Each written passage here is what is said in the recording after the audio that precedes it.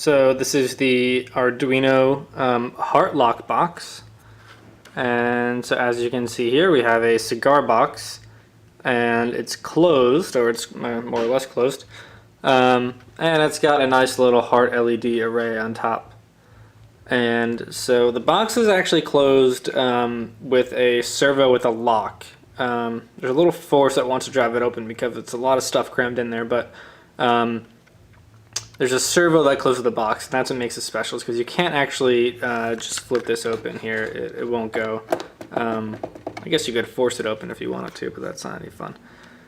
So let's get started here. So basically what this is it's a time locked capsule, and so it won't open until Valentine's Day. Today's actually February 5th. It's a 7-day countdown, so for every day you'll get another line of LEDs that'll light up. And so let's go, and I'll show you how we can actually travel through time and pretend. Show you all the steps here. So we'll start with February 9th, and we'll tell the Arduino that it is T9. Let's see if I can show you that. So the syntax is pretty simple. It's just T and then a Unix timestamp. And right now it's freaking out because it doesn't have a sync message. It doesn't know what day it is, actually, because the Arduino, something I learned, doesn't have an internal clock. You actually have to tell it what time it is. It can keep the time after, but you have to actually tell it what time it is now. So if we're going to tell it that it's February 9th, and here we have 2 lights. So there's 2 days out of the week before Valentine's Day. So we get 2 rows of LEDs. We'll do another one real quick. We'll just pretend it's the 12th.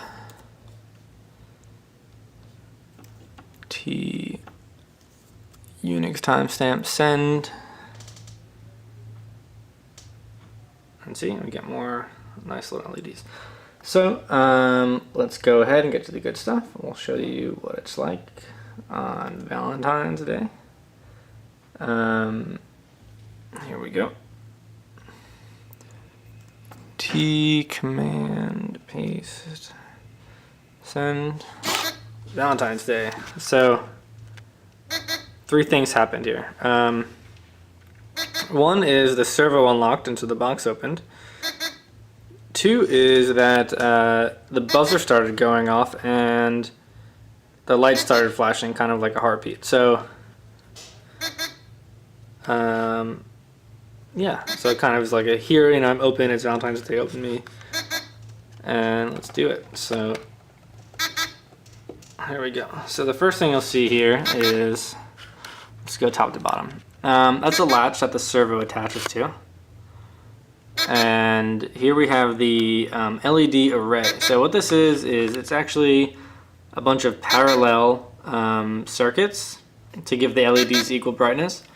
I tried series first. I tried like different types of parallel circuits and stuff. It just was crazy. This is actually the first array I've made. I've usually only worked with a couple LEDs at a time before this.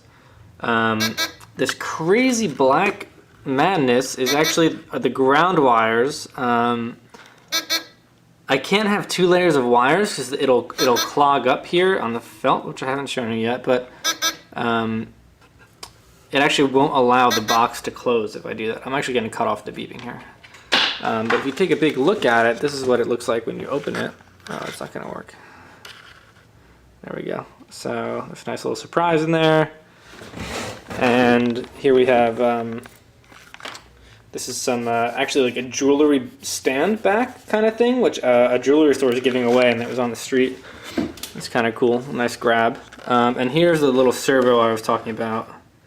That has a little lock. So that's like a hardware lock I got at a hardware store, and just attached on the mini servo, which came with like one of those beginner kits. So it's pretty simple. It's a little nice. It's kind of cool that there's not all, there's like the array's up there, but the Arduino's a little hidden. It's not what actually I was expecting to make. It was just lucky that I found this felt stuff. If you look over here, there's this little latch which we can pull, and very carefully, because it's kind of just don't really fit in there. All right, and here we have the insides, and so all the orange wire here is the power leads. So there are 7 for every day, and they go into individual little ports on the Arduino. The Arduino actually has what, like 13 on there, and so normally you could use like, there's a lot of other ways to do this, but I figured it was really simple just to have one for one. I don't know if you can see that here, but actually on the 7th day, this LED here, the buzzer is actually just hooked right into that, because that light doesn't go off until the last day when it flashes, and so that's the buzzer. That just goes right into the 7th LED array, and then you know, buzzes with the flashing, which is pretty cool. It's kind of funny actually. These are jumper wires, so I was getting a little lazy. I didn't feel like soldering. These are like, you know, prototype jumper wires from a kit, and they go over to the servo. So it's really a basic setup. Right now we have this serial port plugged in here through this little back access hole, I guess, and later it'll just be like a 5-volt DC plug. Not that I expect the receiver of this to hack this or anything, but you know, you don't have to plug it into the computer. So actually, I just noticed, I didn't point this out, but back of the box added some custom latches, cigar boxes. That's what this is. You only have paper latches, which I figured would wear out after, you know, working on it a little bit. Kind of like what happened here. Little access hole, which is hard to drill without cutting up the box. It would have actually been easier in hindsight to have built a box rather than work on a built box, because then you have the risk of breaking it. And yeah, so that is the Valentine's lockbox. And yes, yeah, it's a little tough to get that back in, but there you go.